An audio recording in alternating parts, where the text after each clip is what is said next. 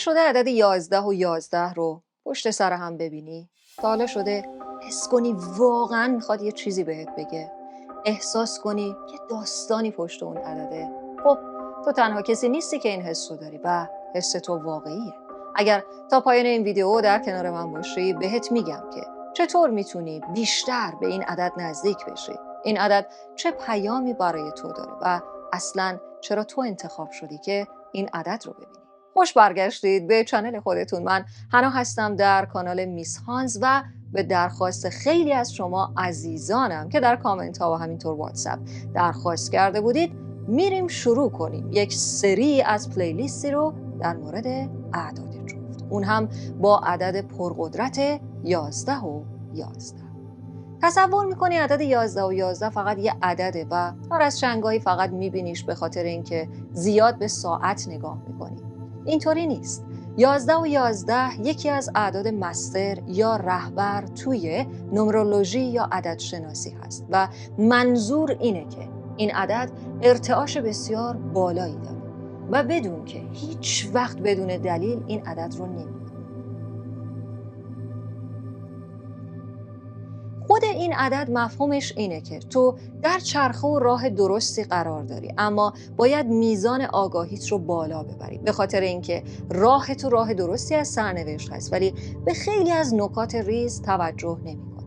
این عدد رو وقتی که می‌بینی یعنی زنگ هوشیاریه، زنگ بیداریه. تو انتخاب شدی برای اینکه دقت کنی روی جزئیات زندگی خودت، زندگی بقیه، اتفاقات عجیب و غریبی که داره دور و برت میفته و این عدد نمادشه که بیاد به تو بگه تو شاید مثل همه نباشی. زمانی که 11 و 11 رو میبینید یعنی اینکه شاید یک مدتی هست که از خود واقعیتون، از پتانسیل واقعیتون دور شدید. شما یک نیرویی، یک قدرتی درون خودتون دارید ولی اون رو نادیده میگیرید. مثلا بعضی از شما وقتی که کوچکتر بودید قدرتی برای طراحی داشتید، برای نقاشی داشتید، ولی به خاطر سلسله اتفاقات عجیب زندگی کنارش گذاشتید. خیلی از شما دوست داشتید برید به سمت ستاره شناسی و خیلی هم توی موضوع بودید، حتی شاید تلسکوپ هم کوچیک بودید خریده بودید، ولی ازش دور شدید. این عدد 11 و 11 داره به شما میگه که همون موقع نباید رها میشده و اگر الان این عدد رو میبینید باید برگردید به راه گذشته. چیزی هست در اون راه برای کامل شدن سرنوشت و حتی روح شما که این عدد داره این موضوع رو به شما بازگو میکنه. عدد 11 و 11 به خصوص توی این سری نمرولوژی و عدد شناسی نظرش و هدفش اینه که بگه ما همه به هم متصل هستیم، ما همه با هم متحد هستیم. مثل اینه که تک تک کارهایی که شما انجام میدید روی محیط اطرافتون و تک تک کارهایی که ما انجام میدیم روی فضای زندگی همه تاثیر میگذاره. مثل چه چیزی؟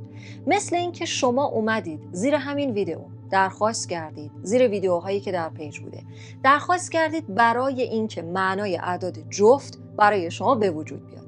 اون انرژی که شما به وجود آوردید باعث شد که ما حالا این ویدیو رو برای شما ایجاد کنیم. این ویدیو که ایجاد شده، شما عزیزانی که اون رو میبینید شاید بعد از تمام شدن این ویدیو به یک روشنی برسید و واقعا راه اصلی زندگی رو پیدا کنید. میبینید همه چیز به هم وابسته است. همه چیز از یک کل متحده به یک جزئی که میتونه روی تک تک اون تاثیرگذار باشه. پس شما کوچیک نیستید، شما هیچ نیستید که این عدد 11 و 11 اومده خودش رو بهتون نشون داده. اونم نه یک بار بلکه چندین بار. گهگداری وقتی 11 و 11 رو میبینید یعنی وقت این رسیده که تمام انتخاب‌های دیگر رو کنار بگذارید و واحد یک رو، عدد یک رو و یک خط رو برای خودتون منتخب کنید. یعنی یک الرت و اخطاریه برای شما که وقت دور زدناتون تموم شده، تا ته همه بازارها رفتید برگشتید، حالا دیگه باید انتخاب کنید که چه راهی رو میخواید و به شما هم نشون داده شده تا حالا موقعی که این عدد رو میبینید، حالا چه عدد 11 باشه، 111 باشه، 4 تا عدد یک باشه، یه دونه یک باشه ولی همه جا ببینیدش، تا حالا شده تکرارش اون لحظه یه حس عجیب و غریبی بهتون بده؟ احساس کنید یه کار نیمه تمام دارید، حس کنید که من باید الان یه کاری انجام میدادم، من الان باید یه چیزی رو شروع میکردم، یه جرقه احساس کنید، یک وایب و پالس خاصی رو احساس کنید. خیلیاتون شده توی واتساپ به ما پیام میدید که من دیگه مدت هاست واقعا اینو میبینم، چطوری بفهمم چیه، چجوری بدونم چیه. خب اینجا با من هستید تا من بهتون بگم که چجوری میتونید بیشتر بهش نزدیک بشید و اصلا چطور بفهمید که میتونه بهتون کمک کننده باشه. اولین روش این که این 11 و 11 یا این 3 تا عدد 1 اومده بهتون کمک کنه، حدسیات شما هست. موقعی که این عدد رو میبینید، اگر احساس کردید که چیزی درون شما داره میگه میخواد یه اتفاقی بیفته، میخواد یه اتفاقی بیفته، قراره یک حادثه، یک سانحه، یک مسئله رخ بده، به اون حسه اعتماد کنید. اون ارتعاش بزرگ 11 و 11 که داره بهتون کمک میکنه تا شما به حدسیات و حس ششم خودتون اعتقاد پیدا کنید. شاید خیلیا به شما گفته باشن که دیدی فلان چیزو حدس زدی درست در اومد. خب طرف به شما اعتماد داره، چرا خودتون به خودتون باور ندارید؟ چرا خودتون اینو قبول نمیکنید؟ دیگه کائنات هم که دیگه همه جوره داره یک میفرسته سمتتون. پس شما وقتشه که اینو قبول کنید. حدسیات رو بپذیرید. اونها بخشی از مسیر شما که میتونه خیلی بهتون کمک کننده باشه. راه دوم اینه که آماده هر اتفاقی باشید. هر اتفاق خوب یا هر اتفاق بد. اگر خداوند یا کائنات یا یونیورس به شما یک چیز خیلی خوب رو داد، توی بانک شما عددتون بوده 200 خورده ای، یه دفعه یه عدد این کنارتون هست 20، ازش استقبال کنید، ازش استفاده کنید. نگید که نه اون چیزی نیست که مال من باشه. چرا؟ اگر قرار نبود مال شما باشه پس چرا سر راهتونه؟ یا اینکه مثلا شما میاد مقابل خودتون یه اتفاق بدی رو میبینید، همش شروع میکنید به گفتن اینکه وای اصلا دیگه زندگی نابود شد و من دارم میمیرم و اصلا دیگه این زندگی بشو نیست، در حالی که باید همه چیزو بپذیرید. این اعداد 1 رو که میبینید داره اینو بهتون میگه، مریض شدید بپذیریدش، قبول کنید که این فقط بخشی از زندگیه، ازش میگذرید و بعداً آدم میچور و بالغتری میشید. اتفاق بدی افتاده، یک دستتون پاتون شکسته، این جزء سرنوشت شما هست، چون اینها همه سلسله مراتبیه که تا شما رو به یک تکاملی برسونه. چه خوب چه بد هر چیزی رو بپذیرید. یک آدمی اومده تو زندگیتون سرشار از خوبیه، بپذیریدش. این باز بودن دروازه انرژی های شما راه دومیه که خیلی راحت میتونید با این عدد 11 و 11 هدف خودتون رو پیدا کنید.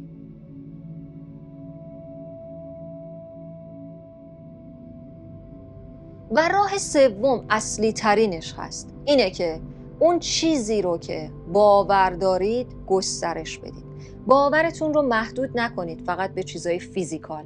قبول کنید شمایی که خیلی درگیر این عددها هستید، بپذیرید چیزای بزرگتر از ما هست، انرژی های بزرگتر از ما هست، چیزایی وجود داره که شاید به چشم دیده نشه، مثل همین حاله‌ای که دور ما هست. الان یه سری دوربینا هست اومده، توی یه ویدیوی دیگه براتون توضیح میدم، عکس میگیرن از شما در تاریکی و رنگ حاله رو به شما میگن. ما مگه حاله رو همینطوری میبینیم بدون چشم سوم یا بدون اینکه بخوایم انرژی بگذاریم؟ نمیبینیم، ولی هست. کم کم داره ثابت میشه خیلی از چیزا. پس محدوده باورهای خودتون رو باز کنید. وقتی یک نفر یه چیزی رو به شما میگه نگید نه اصلا غیر ممکنه، اصلا امکان نداره همچین چیزی. ذهنتون رو باز کنید. دنیا خیلی چیزای عجیب و پیچیده تر از این داره. برای همینه که این عدد اومده به سراغتون و تا زمانی که ذهن رو بازش نکنید شاید نتونید که به عمق اون قضیه یا به راه اصلی پی ببرید.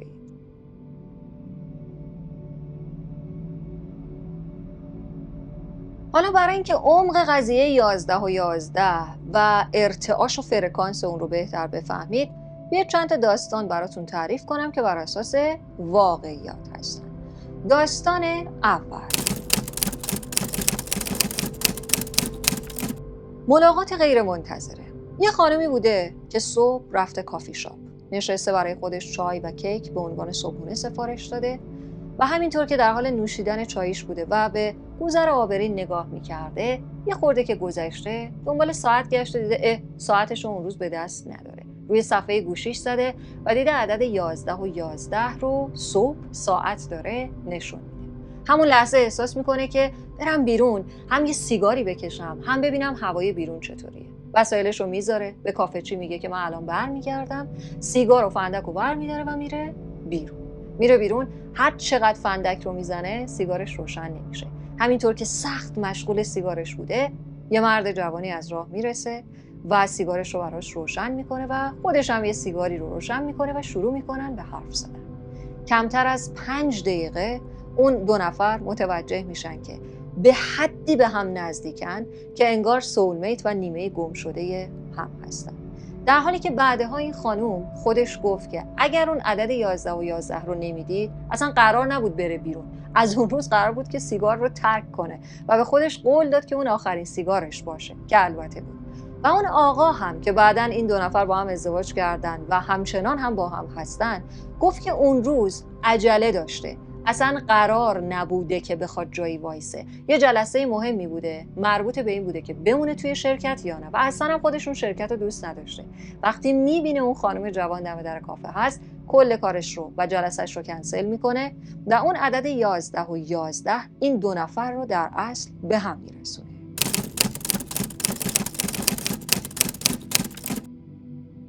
داستان شماره 2 کتاب زندگی.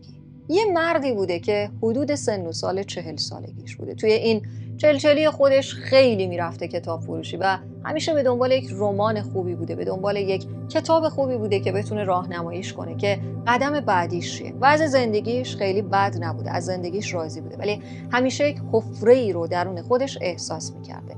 همینطور که توی طبقه کتاب به دنبال رمان و کتاب خاصی میگشته، یه جلد قدیمی رو میبینه و از اسمشون رو بیرون میاره. زمانی که از وسط کتاب رو باز میکنه، صفحه 111 بوده. کافی بود همون پاراگراف اول اون صفحه 111 رو بخونه تا بفهمه که باید چیکار کنه. شخصیتی که داریم راجع بهش صحبت میکنیم همین حالا در قسمت جنوب کشور یک چریتی و خیریه خیلی بزرگ داره.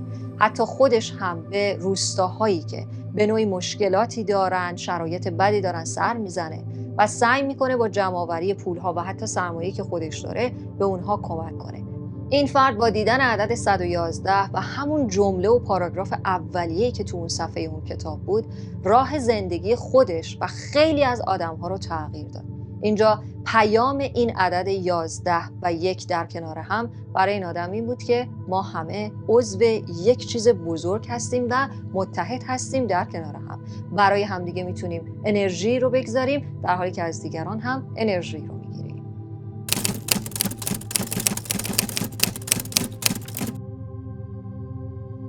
داستان شماره 3 بیلبورد راهنما. یه دختری بوده، سن و سال خیلی بالایی هم نداشته، 25-26. در حالی که توی ماشینش داشته رانندگی میکرده و اون ماشین تنها داراییش بوده، داشته از شهری که توش کار میکرده ولی همون روز اخراج شده بوده برمیگشته به شهرستان خودشون که بره خونه مادر پدرش. اصلاً هم از اون خونه و از اون اقوام و از اون گیری که اون آدما میدادن و فضولی که میکردن راضی نبوده. همینطور که در حال گریه کردن بود و رانندگی میکرد و موزیک غمگینم گوش میداد، کنار جاده‌ای که داشت میرفت یه بیلبورد تبلیغاتی بود در مورد یک چیز خیلی متفاوتی بود، ولی عدد 11 روی اون بیلبورد نوشته شده بود. همون لحظه که اون 11 رو میبینه متوجه میشه که میتونه یه آنلاین شاپی راه بندازه و زمانی که میرسه به خونه مادر پدرش زنگ میزنه به 2 تا از دوستاش. یکی از دوستاش برنامه نویس بوده و میتونسته سایت اون رو راه اندازی کنه. یکی از دوستاش کسی بوده که همسرش، هر جفتشون خانم بودن، همسر اون خانم سرمایه زیادی داشته و میتونسته بودجه اولیه رو فراهم کنه. همین الان هم یکی از آنلاین شاپ‌های بزرگ رو دارن و حتی توی بیزینسشون نه تنها خودشون خیلی قدرن، بلکه آدمای دیگه هم براشون کار میکنن. اونها کارمندانی زیر دست دارن و این عدد بهش نشون داد که وقت اینه که به سمت حس ششم و غریزه کاریت بری تا بتونی دیگه زیر دست کسی نباشه که اخراجت کنه یا جایی نباشه که دوستش نداری.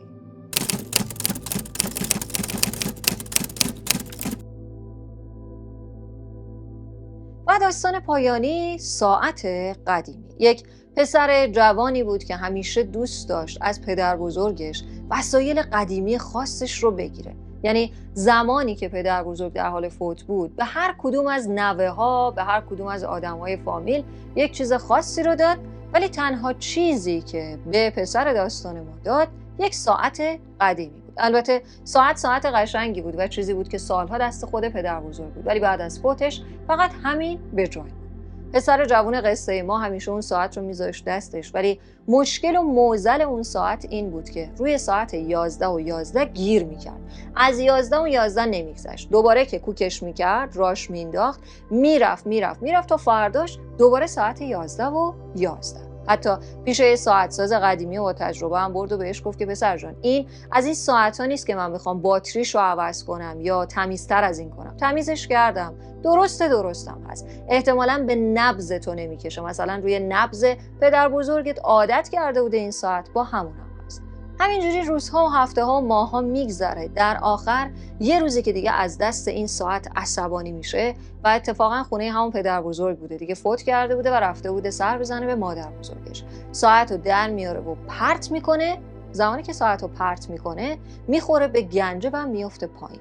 وقتی که میفته پایین کنار گوشه فرش میفته. فرش رو که بلند میکنه تا تیکه هاش رو ورداره و خودش هم خیلی عصبانی شده بود از اینکه چرا این کارو کردم، چرا کنترل نداشتم. فرش رو میذاره کنار و یک ورقه اون زیر پیدا میکنه. ورقه‌ای که پیدا میکنه در مورد مغازه‌ای بوده که توی شهر دیگه‌ای بوده، یک مغازه قدیمی بوده، سرقفلیش مال این پدر بزرگه بوده، ولی اون رو رفته بوده همون اولا زده بوده به نام این نوش. و این هم از داستان ساعتی که اتفاقاً قرار بوده به یک عصبانیت برسه، هشداری بوده برای عصبی شدن و یا ناگهانی اقدام کردن که این فرد قصه ما بتونه اون ورق رو خودش پیدا کنه و بتونه به چیزی که براش حقاً گذاشته شده بوده هم دست پیدا کنه.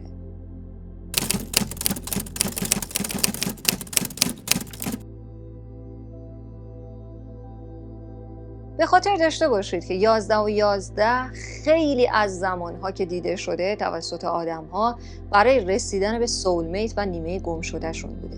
برای اینکه این 11:11 این فرد رو به اون نیمه‌ای که میتونه اون رو تکمیل کنه، کامل کنه، آرومش کنه و در زندگی به اون کمال روحی که میبایست برسونه، این نشانه بوده. اومده تلنگری بزنه و یا اومده راهی رو، دروازه‌ای رو باز کنه برای اینکه به اون فرد احساسی که میبایست نزدیکترش کنه. یادتون باشه زمانی که این عدد رو چه هر موقع که قبلا دیدید، چه قرار هست که جدیداً ببینید، چه در آینده میبینید، همون لحظه عمیقاً به چیزی که میخواید تمرکز کنید. شاید اون لحظه سرتون خیلی شلوغ باشه، مثلا زمانی که اون ساعت 11:11 رو میبینید یا 111 رو عددش رو میبینید، مشغول انجام کار باشید، اصلا در حال تلفن حرف زدن باشید، مشغول بیزینستون باشید، ولی همون لحظه که این عدد رو میبینید بدونید یه خبراییه، به چیزی که میخواید عمیقاً فکر کنید. اون چیزی که میخواید چه پول هست، چه آرامش هست، چه استعداد هست، چه رسیدن به یک آدم هست. این 11:11 الکی نیست که مقابل شما قرار گرفته. عمیقاً اون رو احساس کنید. حتی شاید باید زمزمش کنید. مثلا بگید خب این عدد رو من الان دیدم، من این ساعت جفت رو دیدم، الان من فلان چیز رو میخوام. کائنات میشنوی؟ بدونید کائنات میشنوه. چرا؟ خودش لاین ارتباطی رو با شما برقرار کرده، خودش این عدد رو جلوی چشم شما آورده. بنابراین از شما هم انتظار داشته که شما جوابش رو بدید، شما حاضر باشید برای اینکه خواستتون رو بازگو کنید تا اون هم بتونه راه رو برای شما هموارتر کنه. همه شما عزیزانی که این ویدیو رو نگاه میکنید و یا اعتقاد به اعداد جفت دارید یا کنجکاو در مورد اون هستید، بدونید همه چیزایی که داره اتفاق میفته توسط یک نیروی بزرگتری کنترل میشه، درست شده و قراره که ادامه دار هم باشه. پس به مسیر اعتماد داشته باشید، به حکمت‌ها و اتفاقها دقت کنید. اگر توی ماشینی نشستید و به دنبال این هستید که یک ساین، یک نشانه‌ای ببینید، گوشه کنار رو ببینید 111 رو میبینید. 11:11 جایی نوشته نشده و زمانی که اون رو دیدید بدونید مسیر درسته. اون لحظه میبایست اونجا اون عدد رو رؤیتش میکردید، پس راه رو تا اونجا درست رفتید. ولی از تصمیمات تازه و جدیدی که میخواید اتخاذ کنید هراسی نداشته باشید. قرار هست که یا شما راه رو تغییر بدید یا اینکه یک تصمیم جدی رو بگیرید. پس الکی نبوده، شما نبودید که دنبال این عدد بودید، اون عدد داشته شما رو دنبال میکرده، اون عدد خودش رو به شما نشون داده. حالا آیا شما قبلا 11:11 رو دیدید؟ آیا عدد 111 خیلی توی زندگیتون تکرار میشه؟ تجربه در این زمینه دارید؟ شده که این عدد شما رو نجات بده، شما رو بیدار کنه، یک اتفاق عجیب و غریبی براتون بیفته؟